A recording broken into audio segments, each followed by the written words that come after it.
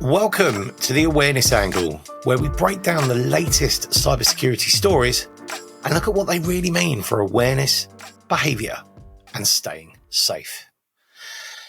This week, we have Microsoft is keeping Windows 10 Defender and 365 support until 2028. Steam's data leak was just expired SMS codes. Dior have been hacked. Co-op dodged ransomware. M&S is still recovering. North Korean hackers and $88 million. There's fake AI video tools. The UK government stuck on old systems. What a shock.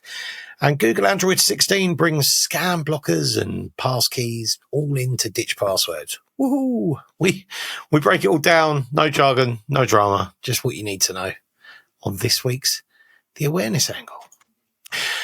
This is an independent podcast. Our views are our own. So if we say something you don't like, blame us, not the people that pay us. And two more things to mention. Have you listened to our interview series? It complements our regular podcast. The first two episodes are out there in the wild, in the same podcast stream that this is. Our first episode with Erin Gallagher, She Doesn't Fish. And our last episode that we released with Jasmine Eskenzie from the Zensory, all about cyber mindfulness. Well, this Thursday sees the next episode, and it's with Amy Stokes-Waters from the Cyber Escape Room Co. She's convinced me that escape rooms are actually a good idea and scalable, but we get into a whole bunch of other stuff, including being your true, authentic self. And if you've ever spoken with Amy, you'll know that that's the version of Amy you want, probably. Get that this Thursday on YouTube or wherever you get your podcasts. There is a little bit of colourful language in this one too, so it's probably best to put your headphones in if you're listening with young ones around. But yeah, that's it. With me as always is Mr. Luke Pettigrew. Hello, Luke. Hey, Anne. Hey, everyone. How you doing? Yeah, not too bad. Thanks, you. Yeah, I'm good. It's been a busy week. Anyone working in retail and cyber, it's a busy week, I would imagine. Yeah. Yeah, lots of stuff going on, all like, nothing bad, all good, all constructive, all, proactive rather than reactive, which is the way you want it to be, I think. Yeah. We all have, of course, it would be rude of us not to mention that we were obviously nominated for a prize, nominated for an award in the European Cybersecurity Blogger Awards of 2025. I want to thank everybody, me and Luke want to thank everybody that have voted for us already in the awards. I've also been recognised as contributor as well with some big names, and had some lovely words from Graham Cluley and Javid Malid this week that it's like, wow, I'm like very, very, very, very touched. These people are talking about me. It's mad. They know you exist. They know I exist. I know. And I'm not just that annoying bald guy with a beard that keeps appearing on their LinkedIn feed. So look, thanks to everyone who supported the podcast, shared our work, or listened in. Voting is open until the 27th of May. Please cast your vote at riskycreative.com. Big button at the top of the page. Details of it are there. The winners are announced on the 4th of June. So there's not long to go. You don't have to wait long to find out who the winners are. And they're announced at the Cyber 100 Club event in London, which is part of InfoSec Europe. So if you're at InfoSec Europe, I'll be there on the 4th of June. Come and say hi. That would be really, really good. And we'll find out who wins. Fingers crossed. Have you written your acceptance speech already? No. I'm convinced it's not going to happen. So I'm not writing a speech. So it's... You know how that's going to go.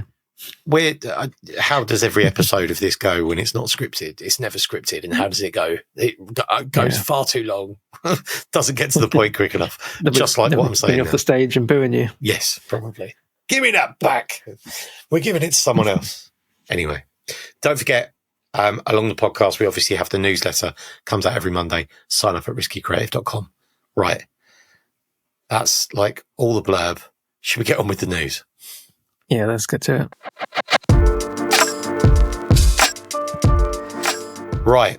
We've got a whole bunch of stuff to get through this week, but I feel like we've done this. Okay, the first story I feel we've made this change. We spoke previously about how Windows 10 support was ending, 240 million devices falling out of support. Awful, the e-waste that was being generated, the 240 million devices, all of a sudden vulnerable to any kind of cyber attack. Microsoft have changed their mind. They've extended support for Windows 10 until October the 10th, 2028, which is amazing. So this does provide users with additional time to transition to Windows 11. I think what it also means is that over the next 3 years, a number of those computers that are currently running it will die. So people will buy a lot more new machines. That figure of 240 million will probably greatly reduce, which is amazing. So yeah, they've basically O365 app support continues, which is lovely. They do still recommend upgrading to Windows 11 to ensure optimal performance and compatibility, so you can get all the nice new Copilot tools and stuff like that. No, it's pretty good that they've gone to 2028. Yeah, they could have done a year, 2 years, but no, they've gone for 3 years, which is great. Defender updates as well, so yeah, you'd hope personal computers might be a bit safer. Yeah. It does mean you can now plan. You've got 3 years. Shockingly on this is, and I won't get into this too much, but when I shared this on my TikTok, our section about this ending, so many of the comments were like, I'll just carry on using it unsupported, or I'm still running Windows XP. And there's a certain amount of trolling in that, I'm sure. But the amount of people that didn't really see the problem, the fact that your computer logging in, well, let alone their personal accounts in their banking, but their work accounts potentially. The fact your PC is not going to receive updates anymore, surely that's a problem. You'd think. Yeah. So well done, Microsoft, for turning the tide, sparing a load of devices from obsolescence, which is brilliant. Forced obsolescence. Yeah. The next story tonight, 89 million Steam accounts reportedly leaked. Okay. Steam told you to change your password. Steam, we've talked about Steam before. Steam is the game distribution system, game marketplace that Valve have. Valve have confirmed there was no breach of Steam systems, despite reports of a leak involving 89 million accounts. The leaked data consisted of expired SMS authentication codes and phone numbers, but these aren't linked to any Steam account credentials, passwords, or payment information. So these codes were time limited and couldn't actually be used to compromise accounts. They are investigating the source of a leak, which may or may not involve a third-party vendor, but they've reassured users that accounts are secure. There's no need to do anything, actually. So the initial reports was like, but now the reports are like, stand down, everything's fine. It's not on fire. It's not a problem. So that's good.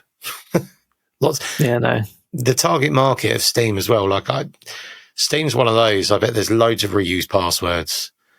I bet loads of users kind of don't really think about it, but the amount of hours people invest into games and stuff like that, if you lost your account, there'd be a lot of sad, upset people there.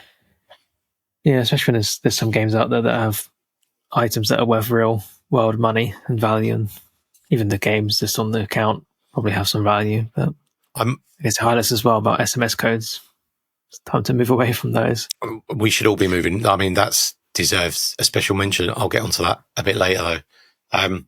It's funny you say that. I haven't really dawned on in-game items. Like, I knew it, but I'd forgotten that in-game items are worth real world money. And I remember years ago, someone I knew, and I'm going back like 14 years.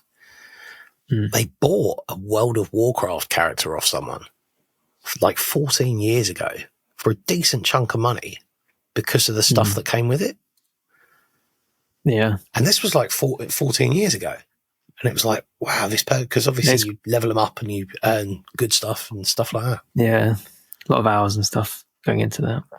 Yeah. Just quickly Googled, this is for Counter-Strike, one of the skins in that game.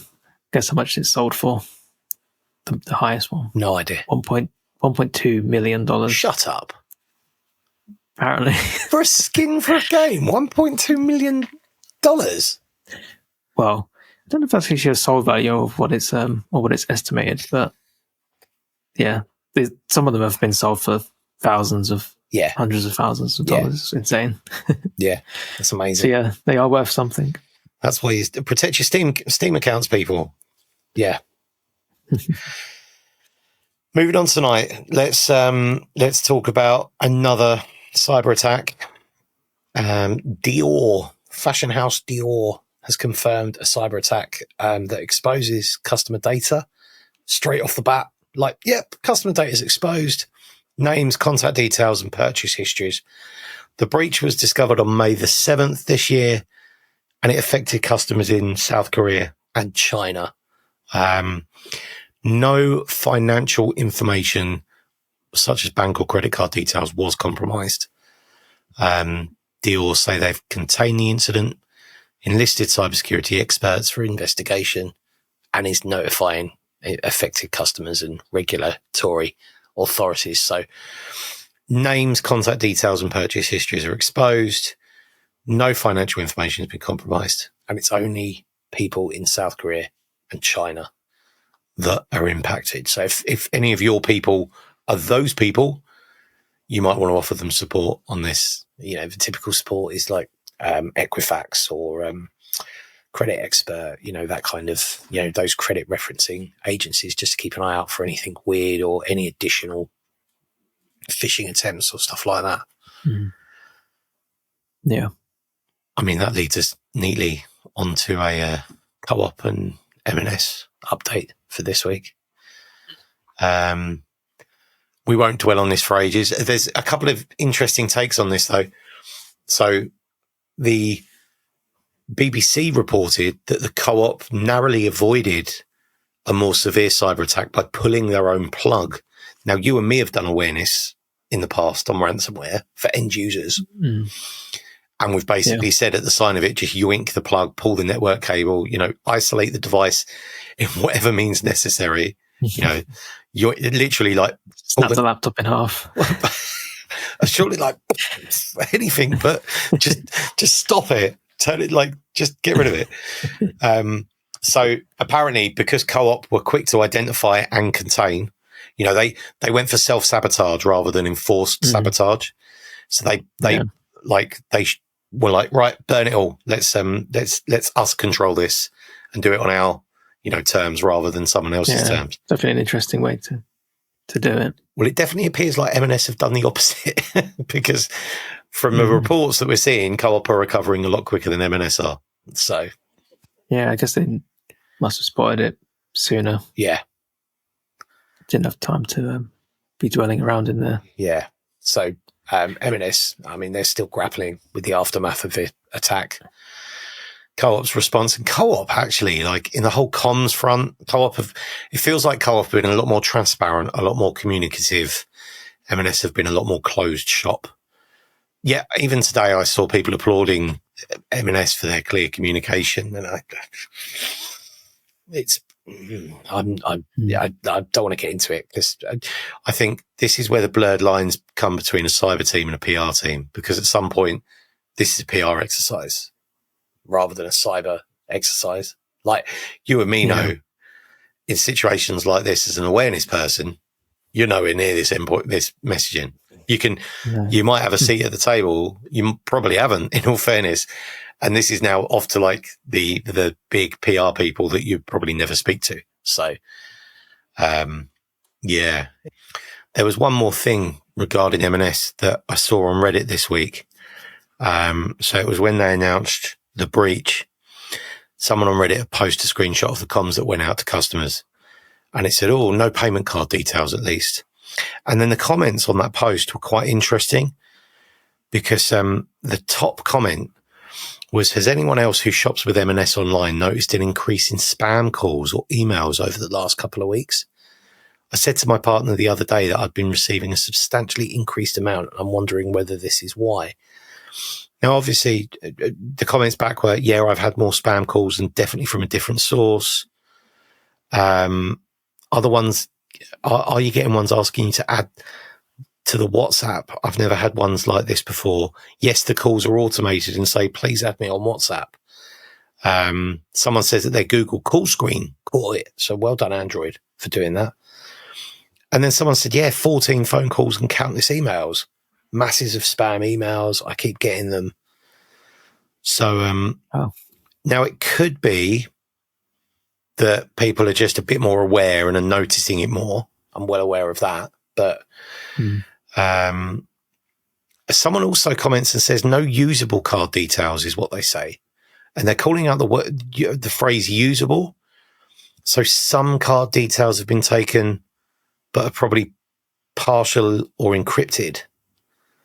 So it's, this is the problem, isn't it? You end up deciphering every little turn of phrase and stuff and reading into it. This is one reason why transparency is nice, but at the same time, not necessarily. Yeah.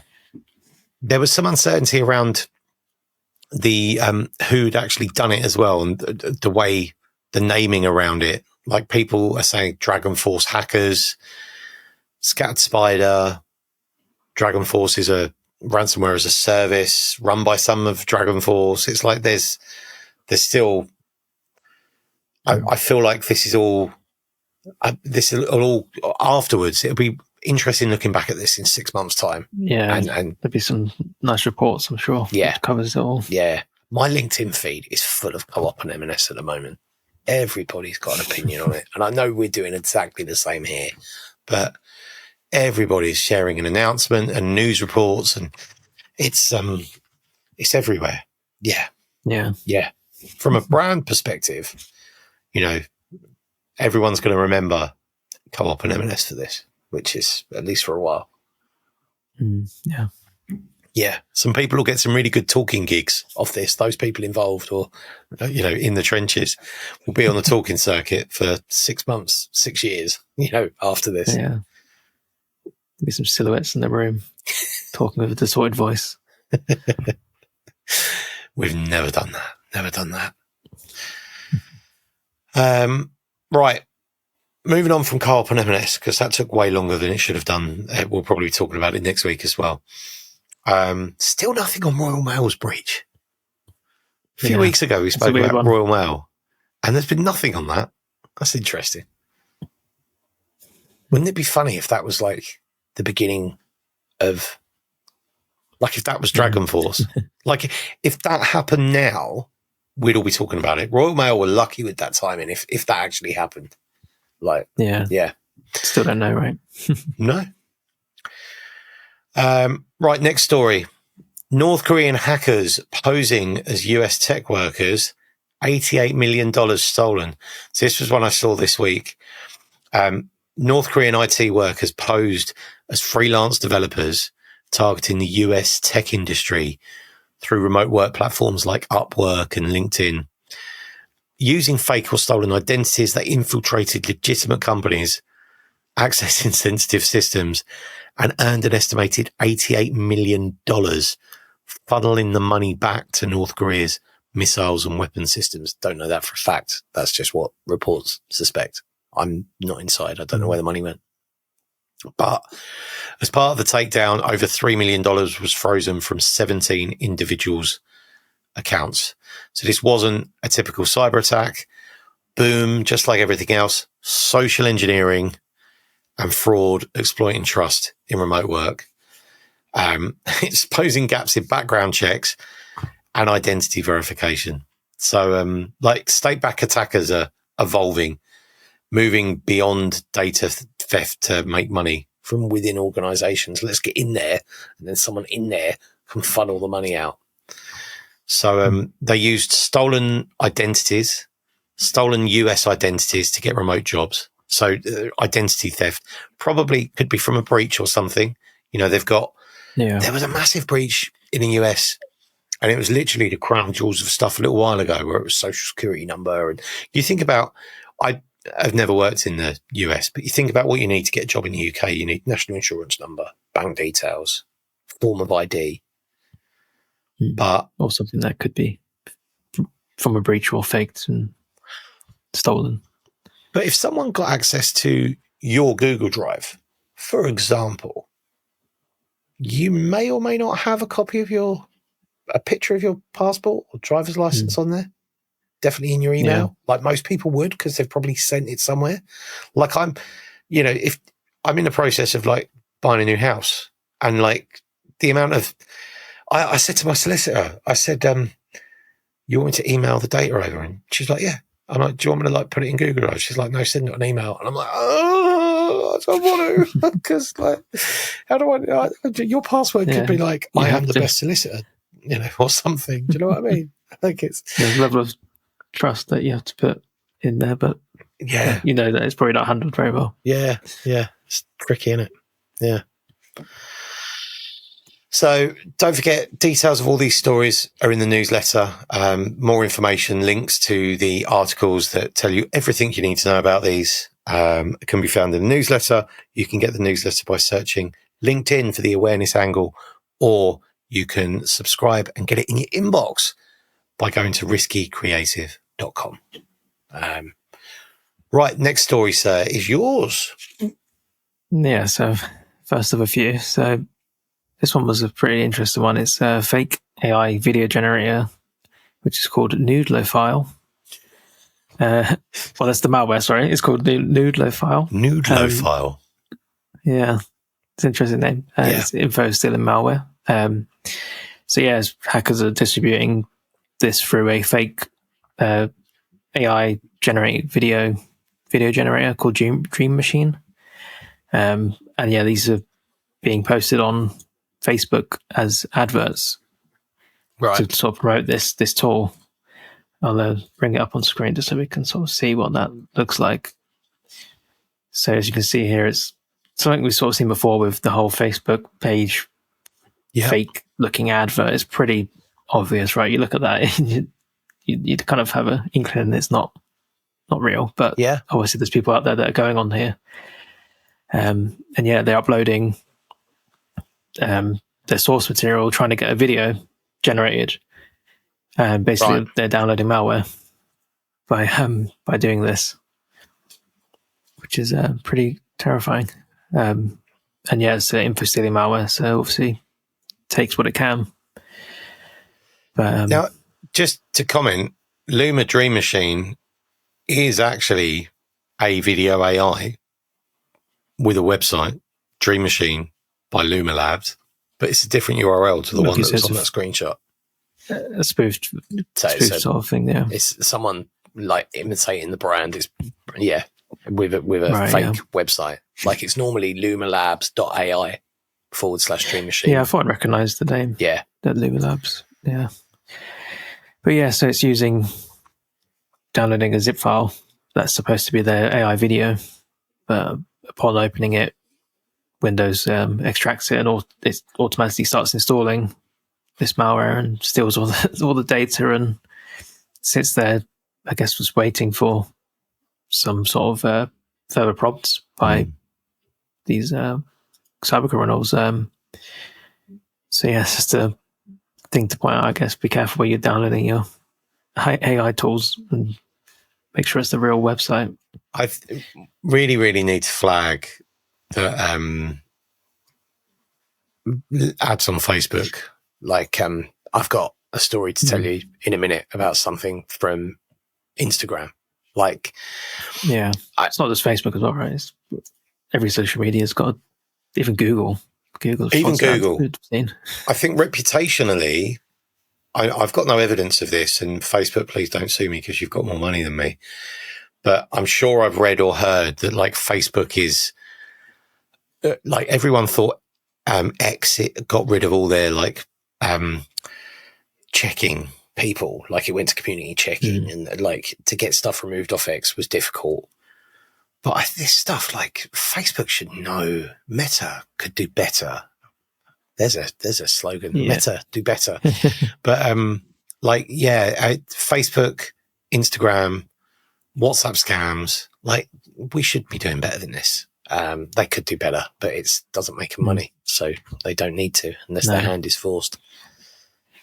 But I've got one. Yeah. I've got an Insta example for Insta to show you later. That again, you're like, how is this even allowed? It's mad. So yes, if you see an ad on Facebook for anything, Google it, and you'll probably get. But don't ignore the Google ads. But Google it and find out if it is legit. Don't click the links in Facebook because they're likely just going to steal all your details. Yeah. The next story I've got is UK government urged to wake up to serious cyber threats, as a report by the Commons Public Accounts Committee has warned that some of their systems are still running Windows 3.1, apparently. So it's an independent review that's revealed that 28% of public sector IT systems are outdated, and some of them are still running Windows 3.1, which hasn't been supported since 2001, which seems like I feel like that's, I would have thought like 90s for Windows 3.1, but yeah, it's crazy. Windows 3.1. So when did, XP was like late 90s, wasn't it? So 3.1, my first, that's a very old thing. I think my first piece, I remember Windows 3.1, but we had like DOS before that, DOS 6.0 or whatever it was I think the first proper computer we had, like before like Commodore 64 and stuff. Yeah. That's mental. No, it's crazy. That's mental. I remember last year when the CrowdStrike stuff happened last summer, I remember everybody was affected apart from Southwest Airlines in the States. Because they ran Windows 3.1. So they didn't run CrowdStrike because CrowdStrike wasn't compatible with Windows 3.1. It's like, wow. Yeah. Yeah. So it just talks about obviously there's a significant security risk with this, and it says about efforts to secure these systems that have been delayed for various reasons there. And they expect to be sort of updated by 2030.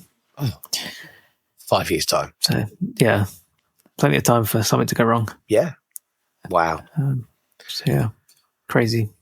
Yes, absolutely crazy. But then was Windows 10 would be out of date, so they better be all on Windows 11. Oh, I knew a company going back years, and again, I digress completely, going back a few years, a company that was planning a Windows Vista rollout to like large multinational, big, massive American company that someone I knew worked at were rolling out Windows Vista. But by the time the program had been greenlit and was going ahead, Windows Vista had reached the end of support and Windows 7 was out. So they were so invested in Windows Vista deployment that they were deploying Windows Vista and it was already out of support. It was like, mad. Oh, yeah. Mad. Yeah. I used to like Windows Vista. I think they got some bad press. Yeah, it had a good aesthetic, but other than that, it was pretty terrible. Yeah, yeah. Cool. A couple more stories, both around Google and Android. So, yep. This first one was a story that originally was about how Google may start auto-converting passwords to passkeys for you with supported and compatible devices and websites and accounts, but it seems now that this is a rolling out feature. Automatically will convert your saved passwords in your Google account security automatically for you. Obviously, passkeys are something that's a lot more modern. Yeah. Sort of authentication method. Uses biometric to authenticate it's really you. Yeah. And obviously far more resistant to phishing and credential theft because obviously there are no actual credentials being shared with them. And it is out there now, but it's an optional opt-in feature for your Google Password Manager. I'm not sure if it's available to everyone, it's probably being rolled out to certain users at first. But yeah, it's a push towards a passwordless feature with Android and Google Chrome. Passkeys are coming, aren't they? Like, there's no... Yeah. They're coming, and they're coming fast. We're going to do a Passkeys special in a few weeks. Yeah, once we've brushed up on... Give us some time to prepare and get all the unique parts. But yeah. I slowly started using them. I always get pop-up now. I mean, I use Google and Android, and it's always popping up saying, do you want to create a passkey? Yeah. A lot of websites are doing it now, it seems. Yeah. And obviously, as we mentioned, I think the last episode about how Microsoft... new accounts for Microsoft are all passwordless and passkey by standard. So it's happening right now. They're out there. It's frustrating that there's not... I don't think anyone's selling them well. But we'll get into that. That's not a conversation for now. No. And then, the final story is another Google Android topic around the new Android 16 that's going to bring major security upgrades with built-in scam protection and expanded access for the advanced protection program, which will use AI to detect these scam messages and whatever else on the device. So it can help to block crypto fraud and fake SMS messages and I guess other parts of your device and other Google apps are probably going to be better protected with this. I mean, obviously they already do like screening, call screening features and stuff, but this seems to be even more advanced there, where it can like detect your banking and if it's a scam banking call and stuff like that. So it's going to get quite sophisticated, apparently. That's good. Do you know what? I feel like Google, if Google brought all of their intelligence together across their whole stack, which historically they never did, and I imagine they still don't do. Like Android the team working on Android are probably just working on Android, but like they could spread this. If they could spread this across the stack, like it'd be amazing. I imagine it would come to like Chrome, some of the features, and Gmail would be a good one. Yeah, phishing is still like the number one. Yeah. Oh yeah, definitely. Yeah. So yeah, that was the stories. Cool. There's one I wanted to just quickly add. I saw a report this week. I just pulled it up, and it was a blog post from someone called Dennis. I'm going to pronounce his surname wrong. Dennis Kniep, I think. Kniep. We'll put a link to it in the newsletter. And this basically talks about a way to phish passkeys. Now, I haven't tested this. I'm not technical enough to like fully go out there and do it. But essentially, passkeys are meant to be secure. They use biometrics on your device, obviously, and they're tied to the website you're on. But there's a thing called device code login, which is what smart TVs or command line tools use. So it gives you a short code. You know, like if you sign into, what did I do just tonight? I signed into YouTube on my TV with the QR code, and it gives me like a short code. Well, attackers are abusing that to bypass sign-ins. They generate a code from their device and then trick you into entering it on the real site. There's a write-up about it, but it's passkeys are phish resistant. Yes, they are, but it's worth remembering that there's many smart people out there trying to work out ways around it. And it could be anything. Yeah, it could be. It'll be the next thing when it's going to get hacked eventually. Yeah. Or at least there's going to be ways to manipulate people to exposing them. Yes. Right. That was the news. Yeah. So let's move on to awareness. There was a couple of things that I wanted to mention on this. I saw a report this week. Abnormal Security. Abnormal released their 2025 State of Security Awareness Training report. It's a PDF. It's available for free. We'll put a link in show notes and stuff.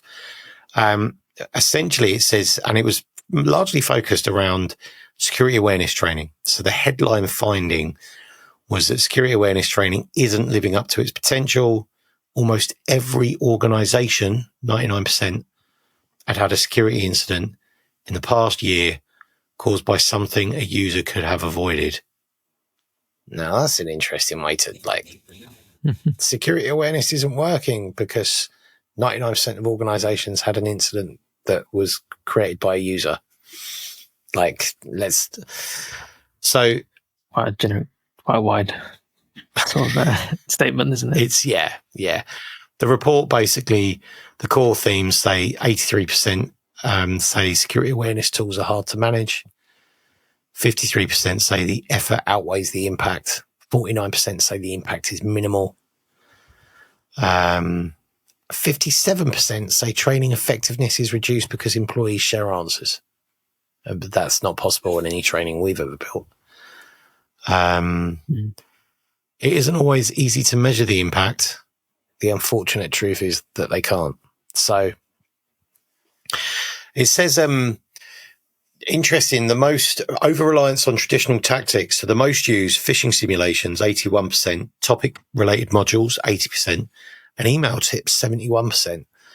Underused, only 61% of people are using just-in-time training. I'm surprised it's that much. It's because it's not always easy to implement. Only 26% of people are using gamification and 43% video. So there's no denying, I think, that there's some useful data in that report.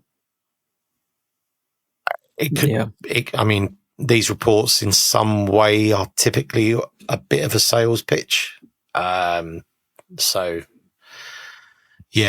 It's the claim is that AI is the missing link to shift from reactive to proactive defense. Programs are designed for compliance, not behavior change. And I think I'd agree with that in many cases. Mm-hmm. They imagine most start from that point, right? Going to have to. Well, that's the one for compliance reasons, and then it never maybe doesn't evolve. If you get right down into the weeds of it, why you do training, then most people will say that they do training for compliance. Like, why do you really do training? Because compliance says we have to. Do you know what I mean? Mm-hmm. Like, Abnormal do have a AI phishing coach. I didn't realize they did phishing. So it delivers personalized phishing simulations, just-in-time coaching. All the stuff we've just highlighted isn't done well. So yeah, it might be worth, if you're in the market for something, we haven't used it. I don't know if it's any good, but there's an interesting report with some nice stats in. And there's no hackers in hoodies, and it's not blue. So it's kind of a nice purple color. So, yes, go have a look at the Abnormal 2025 State of Security Awareness Training report. Maybe we should write a report. One day. The last thing I want to mention is a reminder, in just under 4 weeks, on the 12th of June, I will be talking at the Future of Cybersecurity virtual conference. I've got an interesting little slot with an interesting little story to tell. But the lineup is really good. We've got Marcus Hutchins, who's the guy that saved the internet and stopped WannaCry wreaking havoc across the world. Holly Foxcroft and Lee Morton from GBG. So, that's going to be really good. Virtual conference, Future of Cybersecurity on the 12th of June. Details are in the newsletter and in the show notes. Right. Awesome. Comments. We had some comments. So we share our content. We splice down the podcast and we share some shorter videos now on YouTube. And we share some stuff on TikTok. So there was a couple of comments. Do you want me to read these out? Do you want to read these out? Feel free, yeah. Okay. So last week, a few weeks ago, we spoke about the NHS SMS text message, whether or not it was real or fake. Luke brought a text message to an episode and asked me if it was real or fake. Mr. Talim said, I had the same thing happen to me a while back, and I was super wary of it for ages. And now I get them semi-regularly. I have a lot of health issues, but every single time I get one, it still feels dodgy. Incubi Axter on YouTube 2 days said, I would never click that link and have it as spam stroke fraud. So he wouldn't trust it. She wouldn't trust it at all. So that's good. No, it's not great. But for the first one, especially if you're in that sort of mindset of being worried about them, even though you know they're real, there could easily be something that comes through that's a little bit different. And you think, oh, yeah, it's just the dodgy looking real NHS email text message, but then you click it and it's a scam. Yeah. So, yeah. It's, this is why big brands keep the familiar, like use nhs.uk. And if you can't work out how, I get that it's not always that simple, but really need to understand that, we'll go to these people. Like we spoke about Dr. Doctor as well. DRDOCTER. It's like, just use a trusted domain across everything. It's possible. You just need to let people in or unlock it a little bit. Do you know what I mean? It's possible. We had a comment on what happens when Windows 10 support ends in 2025. It's not happening anymore, so that's brilliant. But James is my friend, 4403, said, OMG, no way. This info needs to be much more widespread. Thank you for helping get the message out, though. So you're welcome, James. Obviously, we're going to do a follow-up one now. We will do a follow-up one, but we should probably comment back to James that it isn't a problem anymore because he might be out buying a new PC. So, I had a couple more comments. We had a video go like semi-viral on TikTok this week, nearly 200,000 views, which is incredible. 200,000 people. That's insane. So on the OneDrive feature we spoke about last week about how OneDrive was enabling OneDrive sync for personal accounts and corporate accounts. Someone called New to Microsoft 365 commented and said, I completely agree. I've been disabling this for various companies ages ago, so I'm quite surprised how many people have not. Regarding last week's WhatsApp scam, the Hi Mum WhatsApp scam, M&M Dronies, and listen to this, people. If you're an awareness person, listen to this. M&M Dronies on TikTok said, we have had a talk as a family about this Hi Mum scam, and we have code words, and we will always send a picture. So really, really good, really positive that they've gone out there and done that. Lastly, I posted a video on about Patch Tuesday because Tuesday just gone was Microsoft Patch Tuesday. 50 days, 72 bugs patched. Geordie Jeff commented and said 72 bugs updated, 72 new ones introduced. So Microsoft have got a great reputation for that. Someone else also said that the update bricked their device. So I don't know, like Microsoft updates, they're always interesting, aren't they? Yeah. Right. Next up tonight, I've got a couple of things that I just wanted to mention. So I've got a video to show you. And I just want to say a big hello. Hang on. And let's just get this right. A big hello to Hayden. Hayden from Know Before. Thank you, Hayden Taylor, for reaching out to us. Hayden's like long-time supporter of the show. He often reaches out with stuff he sees. Likewise, if you see anything that you think is interesting and you think we want to know about, give us a shout. You can send us an email, hello@riskycreative.com, or just tag me or Luke, message me and Luke on LinkedIn or something like that. But Hayden sent me this video and he said AI impersonations got his attention. And then he went into Instagram and he ran into an AI scam for investing. And then it asks him whether he has any investment accounts, but he didn't dig any further.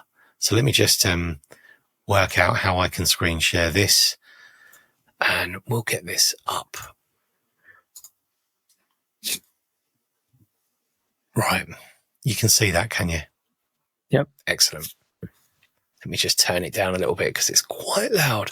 So on the screen now, we have a gentleman, David Costin from Goldman Sachs Research. This is a screenshot of Instagram. And there's a button here that says, join David Costin's investment group. Apply now. David Custon, Chief Analyst for U.S. Equities at Goldman Sachs, and I've set up a WhatsApp investment group. Every day I share 3 stocks and the latest investment news, and my goal is to help more investors. If you're worried about missing out on investment opportunities and want to learn more about quality stocks, welcome to join my WhatsApp group. Hi, I'm David. And then it says, do you have a stock account? Yes, I have. No, I haven't. Wow. Now, there might be some lagging. We'll get as sharp as possible. If you're watching this on YouTube, we'll insert as sharpest version of we've got. It's definitely a deep fake. Like you could tell because the lips and the teeth go all a bit. Face was moving a bit, wasn't it? Yeah. I mean, it's a bit funny. 2 different angles, 2 different cameras. Yeah, that was a nice feature to put in there. I've seen similar. Tells it a bit more. I've seen similar on TikTok. My TikTok, I don't TikTok a lot. I post on TikTok, but I have the algorithm doesn't know me.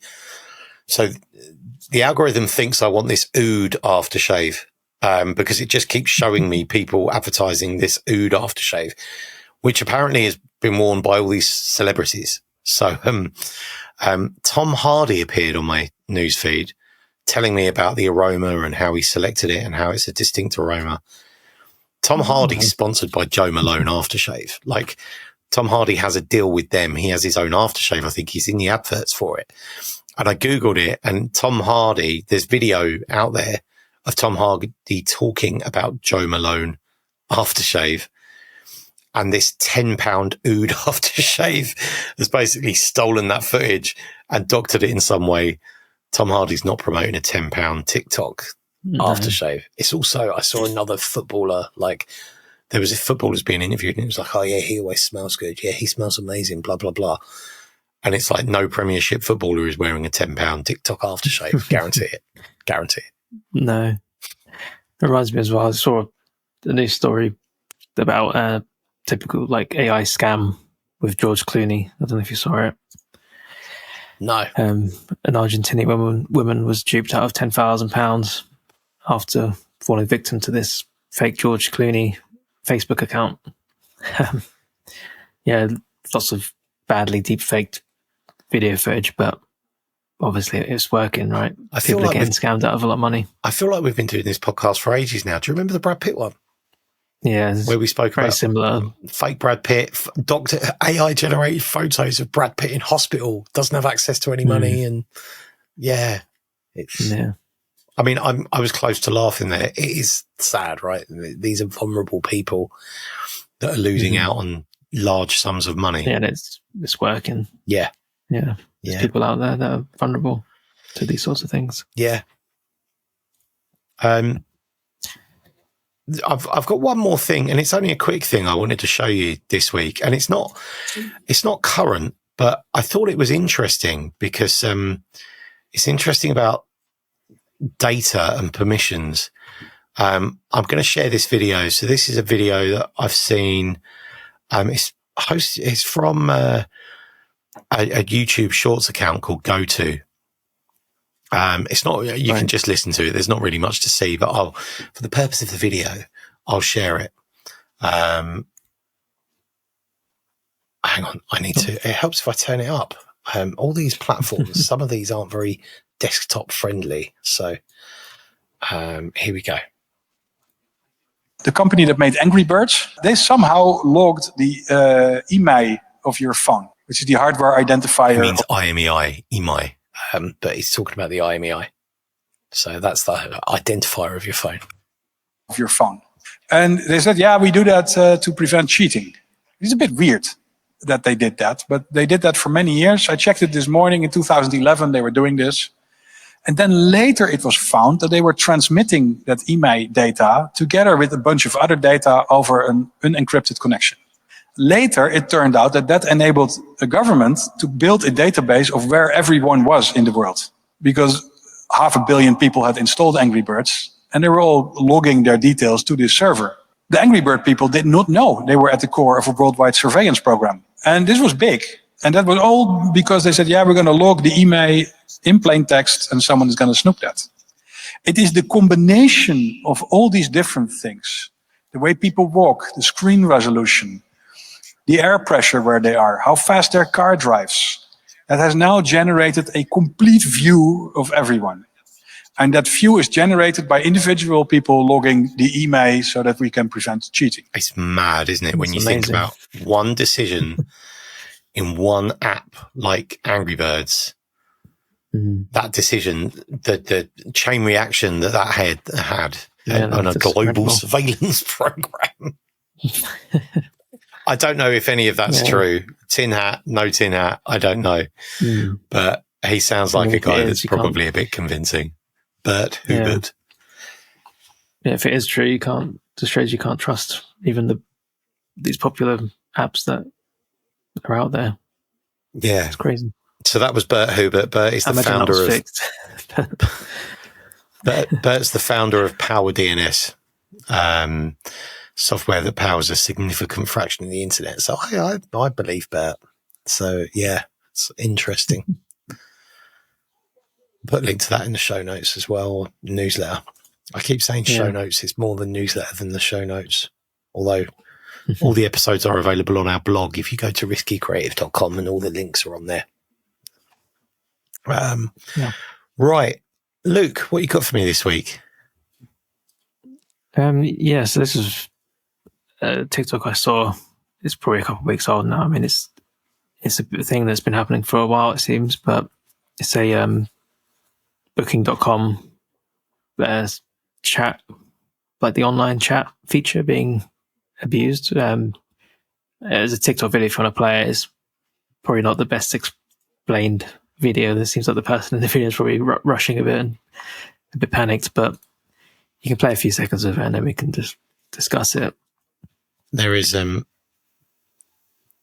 there's a little bit of language, fluffy language in this, so if you're listening with young ones in the room, you might want to kick them out or put your headphones in, or Luke might work some magic in post. I don't know, but just a warning, there may be a few bad words. This is from Rian Hudson on TikTok on the 5th of May.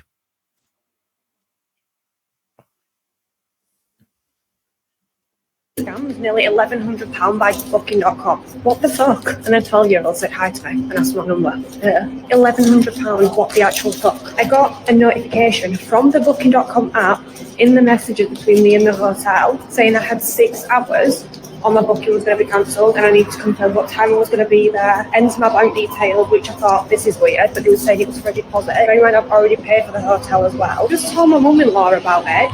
She's just nearly been scammed too. How are they in the actual messaging system between you and the hotel? I asked them to click on this link and I was like, this is a bit weird, but I was rushing around so I just did it anyway. I've never fallen for a scam before. I'm really annoyed at myself. Sorry guys, it was really windy outside. You couldn't hear everything that I was saying, but I clicked on the link and then it said, please wait between 5 to 15 minutes for this to process. This is how I knew it was a scam, right? In the middle of me doing everything and rushing around, this is how I knew it was a scam, because why would I need to wait that long for a payment to go through? Normally it's instant. And then this chat thing popped up and it was basically saying, please wait, and then your payment will go through. And then I looked at the bottom and it said reserved by Booking, but it didn't say Booking.com. There wasn't any spelling errors. If Booking.com are watching this, what the fuck and why? How are scammers able to get into your messaging system between you and the hotel? And it's not just this hotel, like it almost just happened to my mum-in-law as well, for a completely different country and a completely different hotel. Like there's going to be so many people out there that fall for these scams because it's on your app. I never come online and I never rant like this, but £1,100 is a lot of fucking money. And I just want to know if this has happened to anyone else before, because it's interesting, isn't it? I actually have no words. What the hell? Quite a scary story that these sorts of things, just happen to anybody. But yeah, it seems to be the hotel accounts are being compromised, right? By cyber criminals and sort of like a business email compromise type thing. These accounts probably aren't well protected, and scammers are getting in there and sending messages to these people that booked for the hotel. If you read the comments on this official thing, the comments on this, you have to take the comments with a pinch of salt, obviously, because then none of them are validated. The top comment on that though is Booking.com is not ABTA protected, so you don't like ABTA protected. Obviously, gives you some protection for your order. So all companies should have their ABTA logo present on their website, as well as ATOL protected. ABTA protects your holiday if travel doesn't go ahead, company goes bust, etc. Someone else said it happened to me in Jan. It was such a sophisticated scam as well because your name, details, and hotel with dates. Same happened to me. The message also showed on my messages in the booking app. So, same thing happened to me last year. Take screenshots of message to hotel on booking.com. My bank gave me the money back. Book with a credit card would be the advice. Every time the hotel texts me through booking.com, I just don't answer for this exact reason. Scammers just hack the hotel's booking.com accounts and basically write whatever they want, says one of them. Yeah. So that's an interesting way. Like, as an attacker, there's an amazing way to get a load of money because, like, new people are checking in every day. How good is the security at a hotel? That makes a lot of sense. So, yeah, it seems to be, that's the way, like, these accounts have been taken over through phishing. Credentials are getting exposed, and criminals are logging into these genuine accounts and pretending to be the hotel. Yeah. No, it's quite scary. There was there's an action fraud thing, article talking about it, for obviously a bit more UK related, but they've received this is like a January news story, but between June 2023 and September 2024, they've received 532 reports on this scam, combined £370,000 being lost. So yeah, it's one to look out for if you've booked with booking.com, and really any out of the blue message from a hotel, right? Could happen to anything. Again, back to the feelings, right? Straight away when she was talking about fear, uncertainty, and doubt. You know, there's a fear that her holiday won't be booked. They've put time pressure on her to get something done in time, and it felt the minute something feels funky, pause. And if you've listened to the episode we had, the discussion I had with Jasmine, like, just pause, take a few deep breaths, and you'll get a moment of clarity probably. And it's like, actually, because it's actually real. This is a prime example of when the body's stressed, we don't think straight. So you need a reset. So you need to, like, just take a deep breath, reset, and think clearly. You know, you don't have to act straight away. No. So even if they're pressing you to. Yeah. No, yeah. And a reminder as well, reach out directly. Yes. To the actual hotel or whatever through a different way. I mean, obviously, if they're image compromised as well, you could be talking to a scammer, so it's a pretty tricky situation to be in. But if you've paid for it already, maybe think this can sort of wait a bit. I would email. Pay again. I would email and ask for additional confirmation. My guess is that quite often it's going to be their booking.com account that's compromised.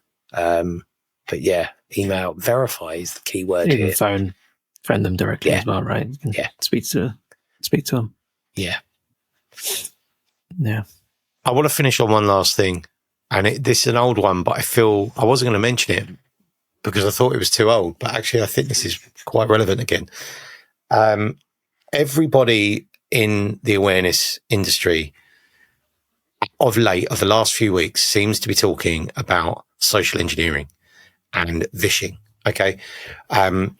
Social engineering, it's widely acknowledged that M&S were compromised by social engineering, Co-op were compromised by social engineering. You know, that's one of the attack vectors that Scattered Spider and Dragon Force, whatever you want to call them, use. It's social engineering. So I think a lot of awareness professionals are going to be putting training out on social engineering, or going to be doing campaigns on social engineering over the coming months. We're going to be asked to, as awareness professionals, our CISOs are going to be asking us to protect ourselves from the threat that's out there, especially if you work in retail. I just want to remind everyone that in December 2020, GoDaddy, the domain name registrar and website host, they ran a phishing campaign in December 2020. Okay. Let me just get this up. So GoDaddy sent an email to employees in December 2020 promising a Christmas bonus. Now, in the middle of the pandemic, economic troubles, and it was a phishing attempt. So they offered $650 as part of a phishing campaign. And it was the message was part of a phishing test designed to educate staff on social engineering tactics. Employees that interacted with the email were informed they'd failed the simulation and were directed to complete additional training. The company faced a load of criticism. I remember this being in the news. The company issued an apology to employees, but they didn't pay any bonuses. And I actually remember off the back of this, this was the one where you and me went through and pulled bonus-related. I think we were with CyberSafe at the time, and I'm pretty sure we went through, we spoke to CyberSafe, and they acknowledged that they'd removed it. They were like, oh no, we've removed anything that could be controversial out of our platform because everything was very sensitive at the time. So well done CyberSafe for doing that. But if you're running phishing campaigns or you're running awareness campaigns, don't try and trick people and be considerate of people. That would be my only advice. Don't just go out there and try and catch everyone out because you're not going to win any fans. Phishing. Well, definitely vet the templates and don't just think, oh, there's 10,000 templates here. I'll just enable them all. They're amazing or something. And right now, hundreds of them like this. I don't think I'd be doing phishing simulations right now. I think I'd be talking about social engineering. I think we need to educate. All of this, M&S Co-op, all of this, it's so in the news, especially here in the UK. Now's the time where we can just talk about it and we can have these conversations and tell the stories. I don't think we need to simulate it right now. Show people what it sounds like. Maybe try and do some voice clones of people in your business that they may know, but I wouldn't be now. Yeah, don't go targeting people. No, just don't rush into things. Take a breath and see what you can do. I heard today Hoxhunt have got some interesting stuff on phishing, but I haven't seen it. Right. So maybe I'll have a chat with someone. But yeah, it's not a very unpopular simulation. Really, it's just, everybody does email. This space has all moved so quickly. And now it's being used. I mean, it's not necessarily voice phishing, but now social engineering is being used. You know, verbally phishing people. It doesn't need to be a clone. You know, just acting like, "Hi, I forgot my password. Can I?" You know, just putting pressure. Again, help desk employees, fear, uncertainty, and doubt. Just be really considerate before you go and simulate that. I think education and awareness is where we should be at the moment, rather than simulation. But yeah. If you're a vendor and you're listening to this and you've got awesome voice phishing or awesome, you know, social engineering stuff, talk to me. Let's talk to us. We'll talk about it. So that'd be cool. Right. The top comment on Reddit on that GoDaddy one was, I've only failed one phishing attempt and it was for a fake hot dog truck menu outside our office. Food and beer. We caught everyone with beer a long time ago. Cider. Right. Yeah. That's it for this week, I think. Is that it? Yeah, I think so. Awesome. Right. Don't forget, sign up for the newsletter at riskycreative.com. Interview with Amy comes out on Thursday. It's a really good one. It's quite fun, quite lighthearted. So listen to that and we'll see you next week. Cool, yeah. See you next week. See you next week.